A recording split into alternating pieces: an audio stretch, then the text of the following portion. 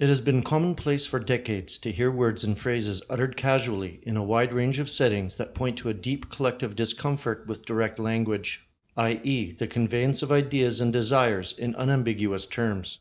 The ever-expanding catalogue of euphemisms necessary to accommodate the latest trends in liberal Marxist rhetoric is certainly the most obvious part of this phenomenon, but there is another dimension that is even more indicative of our degraded social state: the fear of honesty itself. But this anxiety contains within it the seed of its own collapse. Fear and fascination go hand in hand. Forbidden knowledge carries great power simply by virtue of its location in the darker regions of social space. So when such knowledge finds its way into the light, it has additional force and weight that it might not have had otherwise, especially when this knowledge contains provable truth. We see this fear of honesty everywhere. Political pundits, for example, speak of tone deafness when public figures dare to actually say what they really think about a given issue, and debates will often include the word untrue instead of false when disagreements arise. The average Westerner's language has grown soft and compliant, more concerned with how he will be viewed than by the accuracy of his statements. He cowers behind conceptual ambiguity and shaming words, and regards those who find such conventions ludicrously restrictive and counterproductive as beyond the pale. At present, nowhere has this been more obvious than in the news coverage of Donald Trump. But like so much about him, the responses have little to do with him as a politician. In between the revolving collection of liars, operatives, shills, and traitors who are paraded daily across the Jewish media are some people who are probably just legitimately horrified at the presence of a character like Trump in the White House. But although there are indeed many valid reasons to dislike Trump, these people will more often not fail to come up with anything substantive, instead simply repeating the standard incantations of egalitarianism in order to exorcise the demon: racist, white supremacist, hater, misogynist, Islamophobe, and so on. These are meaningless terms in and of themselves, but socially significant in that they brand the accused a heretic, a danger to their fantastic conception of the universe. And they have become unaccustomed to whites, especially white men, speaking their minds without regard for their tender egos and sensitivities. They are used to apologies, backtracking, and kowtowing upon request. They are used to deference and an emasculated socialization. If nothing else, Trump has created a rupture in their understanding of nature. Or, more precisely, Trump has reminded them that their conception of nature was built on lies and misunderstandings and was thus always going to be temporary. They were indoctrinated into a belief system of terminal fragility, and they are seeing it fracture before their very eyes. As the glass cracks around their delusions, their fear will intensify.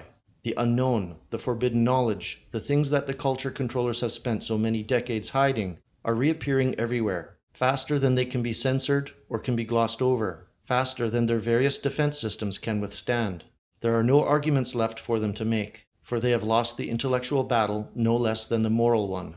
All they can do now is shriek and whine in Pavlovian fashion at every example of the resurgence of a functioning socio-political immune system. We are currently witnessing the full extent of their ability to control the historical narrative using soft power. One need not be a white nationalist or red-pilled to marvel at their shameless hypocrisy or even to find their desperate attempts at controlling the damage of a century of lies somewhat humorous. This is not, however, to minimize the threat, but when the culture controllers are so obviously detestable to normal whites, so obviously deceitful, and there are so many white nationalists and sympathizers present everywhere injecting counter-narratives, connecting and naming the dots as well as tirelessly providing evidence for the accuracy of the forbidden knowledge we possess, we are bound to change the minds of people we will never meet, and in ways we will never know. Our enemies have made our ideas tantalizing by condemning them. In their efforts to glorify transgression, they have undermined themselves. The better minds will ask questions of us and will investigate what we are saying. Others will simply recognize some commonsensical truth in what we say, or might even just jump on board to be contrarian and rebellious. The terrible thing about it, from the anti-white system's perspective, is that instead of finding nothing but crackpot theories and esoteric vagaries, those who have the intellectual independence to think beyond the imposed, liberal Judeo-elite parameters will find good old-fashioned honesty and men of courage and conviction, which non-sociopathic humans will naturally follow. The reaction to Trump is a reaction to the re-emergence in the Western public sphere of this type. It is almost foreign to us now, and it makes those invested in our displacement very worried. It is the re-emergence of the opinionated man, and it is indeed the re-emergence of honesty itself. Trump, as an admittedly somewhat disappointing politician, matters little in this regard. His implicitly white and unapologetic self-assertion, his raw energy, is to a great extent what they fear. which is why they have had to resort to personal attacks, sowing circle gossip, and ridiculous conspiracy theories in order to bring him down. Most liberals with whom one speaks loathe him, but when pressed cannot explain why in concrete adult language. They are so far removed from the realm of honest communication, so used to the rapid-fire emoting of newsreaders and other Judeo-sponsored con artists, that they have forgotten how to be honest even with themselves. But as humans, they cannot help but be drawn towards displays of power. Trump, whatever they think of him, carries himself honestly and fearlessly. He is the type of man one wants when something needs to get done. The hysteria surrounding him has next to nothing to do with his incredibly mild form of civic nationalism. It has everything to do with Trump as an archetype. He is the resurgence of the alpha white male, and someone that millions of betas will follow. Whites did not evolve to live among large groups of liars. We hate them. We tend to assume that those with whom we are dealing with are acting in good faith.